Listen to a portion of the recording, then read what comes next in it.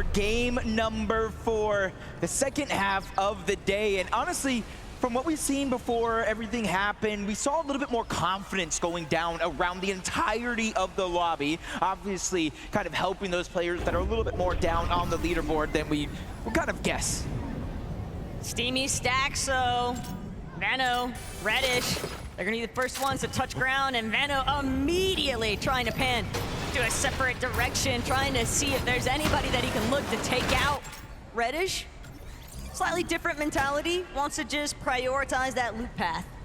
I just saw it in the feed too. It looks like Booga is getting his hands dirty this time, taking down Peterbot early. Mongrel getting taken down by Nikov, and you're just seeing a lot of these contested fights break out relatively early in some portions of the map. But for Zemi and Cooper, they are one of the few teams that have the most practice as an entire duo. They know how they want to play. They know how they want to approach the situations. So no matter what happens in and around their drop, I don't think they're going to get too antsy too soon. Going in Flakes. They've been having to deal with the brunt of the focus, though, at Dirty Docks. We kind of expected that there'd be a lot of motion happening once we saw Vaxity and Reason decide to last-minute contest on the day. But even with the heads up from last night, even with Reason announcing it to everyone, we are going to that Dirty Docks strip. It still made things so difficult for Gun and Flakes today because everyone has just taken notice of that action. That's kind of the thing, is everybody's just kind of feeling each other out in the first couple of games and kind of realizing any strategies that kind of pointed out. Notice we've seen a lot of players solo dropping, letting their teammates keep them alive. It's about a 12-second respawn. You lose time on that respawn for knocks, eliminations, and full squad wipes. And hopefully they're able to kind of utilize it as Peterbot looking for a little bit of revenge, but it is going to be on Mongrel at the outside of the zone. Nice attempt by Mongrel trying to land the shot, even almost getting Peterbot boxed up, but he's just too quick and a little bit too fast that Mongrel's just going to have to slowly but surely try to back down and reassess the situation. Pretty much all of FP's control, though, belongs to Peterbot, and he just continues applying pressure steadily to Mongrel. Mongrel, though, a little bit of a bite back here. Big crack into Peterbot's shield, and Ali A, he might actually have his revenge. Peterbot in a little bit of a pickle here, but Mongrel, he can't close in just fast enough. Ali A really saying enough is enough, and now we got Aussie versus Ali A. The almost full piece coming out from Aussie. He is feeling the confidence. He probably heard the comp from Peter saying, bro, you have to get this guy off me. And now he's dancing, doing a little two-step on one side. Aussie getting aggressive, and that's the thing. They are down further on the leaderboard than anyone would have expected. They need aggression, they need eliminations, and now that Peterbot won his, he said, yo, look, Pete, there's another. It's not just that. Aussie pulling back. Peterbot likely telling Aussie, do not eliminate Ali A. Mongrel's already been taken out. We can focus him instead. We know that he's weak. We know that he's low, but Peterbot, it might have been a distraction. A fake out, if you will. As Aussie continues to try and chase out Mongrel, Peterbot is still watching, lying in wait for Ali A to expose himself. I'm just saying, this is the Aussie I really wanted to see. It feels like he's feeling himself right now. 4 shockwaves, breaks into the box, and he almost, oh, he does! Aussie takes down Mongrel! Woo, this is what I came to see this weekend. Peterbot was gassing Aussie. I'm considering it a compliment when Peterbot says he's not as bad as I thought he would be, and hey, Aussie backing that statement up. He is popping off. The fact is, Mongrel is going to have some serious difficulties. He is being the punching bag now of match 4. Ali A might have just passed the torch along to his teammate. He's just been hiding down underneath. Peterbot misses the shot, but now he has a full boxed up underneath. This is all over. As long as Peterbot can land the shots necessary, Ali A is not able to get out as he lands continuing shots after another. 3 straight back to back to back. But at least Ali A, you see the smile. He's a good sport for it. My heart hurts every time Ali A gets eliminated at this point, Jacob. You gotta feel for them, but Mongrel's at least still alive. Aussie has opted to pull back. Slurpee still a little bit in zone, but this is the early game. There are still some recovery methods that could take place here. Don't want to count him out just yet, but it is going to be a very rough uphill battle for Allier and Mongrel to find their momentum. And at the end of the day, honestly, it doesn't matter how many times you go down, as long as you can go ahead and get elimination from yourself to keep it relatively close. Nobody chasing them this time around, so Allier and Mongrel will have a good opportunity to load up over on the eastern side of Slurpee Swamp for now, until they get sniffed out by any of the competition. But I also did see Somerset getting taken down in the feed by Savage and Lachlan not too long ago, and she's forced to reboot. You notice she's not in the zone. She knows there's safety, there's time towards the outside, and that's exactly what she's doing. Keep an eye, though. Veno and Reddish could be in a little bit trouble. They don't want to find themselves pincer between Courage, Cole, Thomas, Somerset, but Veno, he's exactly where he wants to be, tangoing with Seti. Gets that initial elimination and sends Seti packing. Literally just stole that wall away, didn't give Seti a chance to think about what he's going to do. But Lachlan, fresh rebooted back up. You see him, watching him like a hawk. Coyote is going to be able to, I was going to say get the knock, but it's Thomas HD who steals that one away onto Lachlan yet again.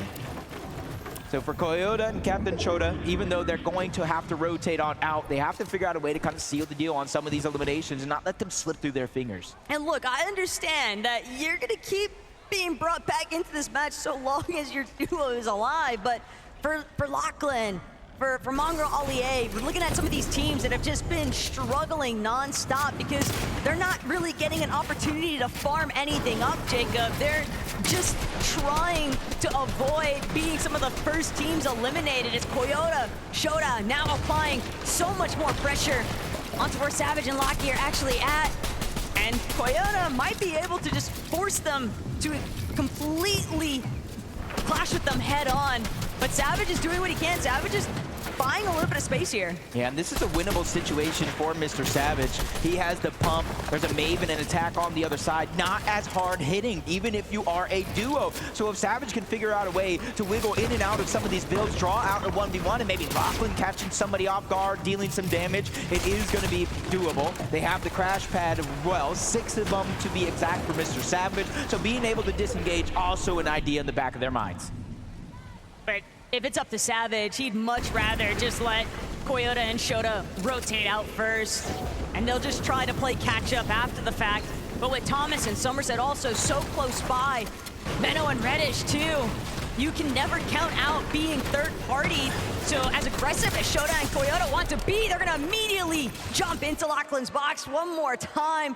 He is sent back to the reboot cycle, and this is where it gets very difficult because now Savage shooting at the crash pad, even trying to ensure that nobody can give chase, but he's just so low on material, Jacob. He is fully just bailing out. Yeah, he's going over towards Steamy. He has to look for scraps, for bandages. That's going to keep him alive for a little bit longer. But if he doesn't find anything from here on out, Savage will go down yet again, but at least he's given a chance to get Lachlan back in the game. Somerset, Thomas, they got that one elimination from the backside of the zone. And this is a strategy, talking about Thomas and Somerset. If they go down early, they will not be afraid to stagger themselves back in the zone because it's Slurp Rush Taco. There are so many barrels to get that HP back up. For sure, but even then, you don't want to keep allowing other teams to farm those individual elimination points off of you. And one team that certainly hasn't had any difficulties hunting for those elims might just be Peterbot.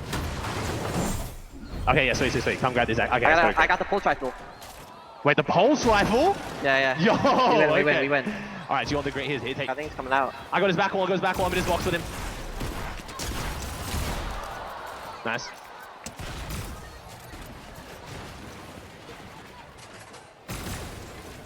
That's not someone to rat on me, but I think we're chilling. Nice, good stuff, bro. You want to come over and help you? No, it was only... Yikes. I kind of fear for the rest of the lobby. Mongrel getting taken down twice, but the mythic pulse rifle in Peterbot's hands, you could deal so much damage by scoping in just like this from far away, or the hip fire spray kind of works similar to an SMG, so he is looted and booted, ready to go. A couple of eliminations onto Mongrel, nice, sure enough, but Peterbot, he literally just said, we win. That is how confident he feels having this weapon at his disposal, Jacob, and the rest of the lobby, understanding the impact he might have, they're not going to try to stick around Slurpee Swamp much longer. They're all just trying to immediately rotate around it, but Thomas The highlight reel is back with this Mammoth Pistol. They've been trailing behind Koyota and Captain Shota for so long. And now, Koyota paying the price. I really believed in Thomas hitting that last shot at the last second. I thought it was going to be possible, but those are the dangers that you face around the entire lobby. If you kind of just get caught off guard for a second, the Mammoth Pistol, especially a headshot, can change the game around in the blink of an eye. Zemi and Cooper, they have such a good loadout, at least in the former global championship hand in Cooper. Zemi's there, and Zemi, no stranger to third-party style events. He has some big wins under his belt as well. Saw for a moment there, caught a glimpse. Peterbot Aussie just looking to take an elevated peak position over Slurpee. They've got a pretty good idea of where some of the other teams are trying to rotate through. Queasy, Nick, a little bit more towards that front side of zone.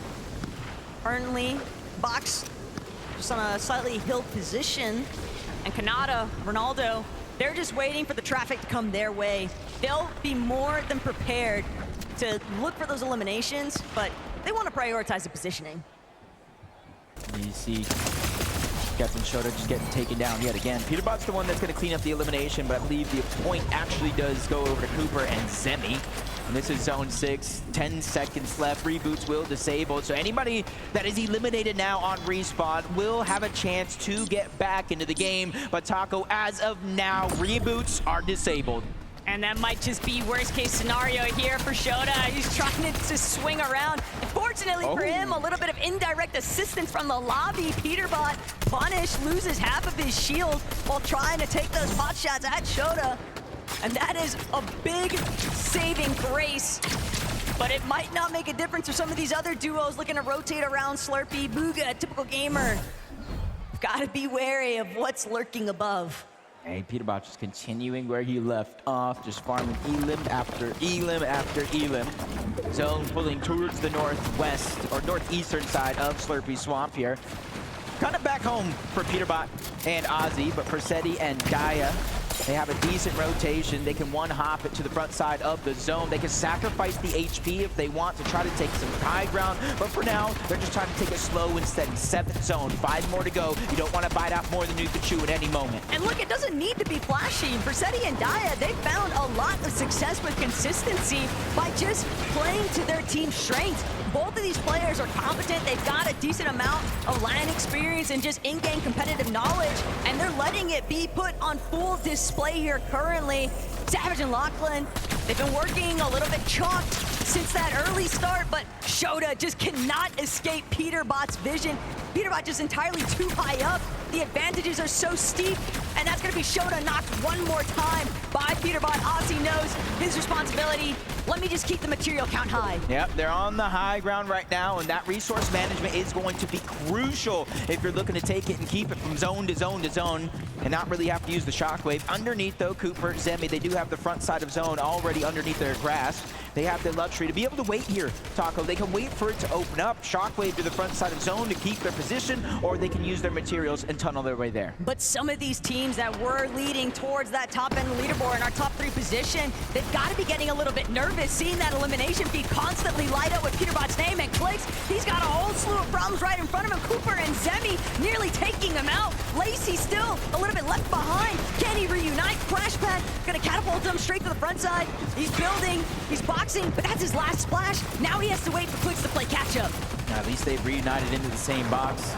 Clix now taking charge, even giving up some of the heals on over to Lazy. They might have shockwave him out of zone one game, but they won't want to make that mistake again, especially with the leaderboard this close. As Reason getting a pair of eliminations. Stable Ronaldo now left by himself with Panada getting taken down, and he's somebody, we talked about his experience. He has a ton of it, but how much is it? It's gotta be enough, Jacob. If anything, Ron's familiar with pressure, so he'll try to let that experience carry over into this type of solo clutch, but clutching is going to be so problematic. Everybody just getting so congested outside of Slurpee, and with Peterbot and Aussie fully controlling the flow of this lobby, we saw Faxity for a moment, but it was only just a shockwave, a crash pad. Everybody trying to just stay one step ahead of the pack. It's going to be extremely difficult for anybody to look up and try to contest it because of that mythic pulse rifle. Just constant pressure coming down from Peterbot and Aussie. Everybody can feel it, and even Peterbot's just going down low, making sure to reconnect. The FNCS strategies are coming out in full force. That's how serious Peterbot's taking the second half. And look at Aussie from behind playing that supportive measure too. Peterbot, he's got open season on the rest of this lobby. All of these mid-tier, low-ground layers just getting smothered on top of each other. Peterbot and Aussie have a full chokehold on this lobby right now, but typical gamer, Booga, they're looking to try and make their debut. They're tarping their way through that secondary height, and Aussie, he's gonna be forced to actually pull back. Took a little bit too much damage. He's gonna have to wait for the heals to pay out, but now, Queasy still alive as a solo. Shockwaving, destroying some builds, but giving him a little bit of cover to look through, but Lacey spots him out, gets the elimination. 10th zone, placement points have not even set in just yet. 11 teams still alive, relatively loose with a couple of players playing as solos, Booga being one of them. Lands a good shot onto Courage, but not enough to get that green light to go. Cooper, Zemi, they clean up Lacey, leaving Clix by himself, and this is where players are falling left, right, and center. Clix might be one of them because he's feeling the pressure.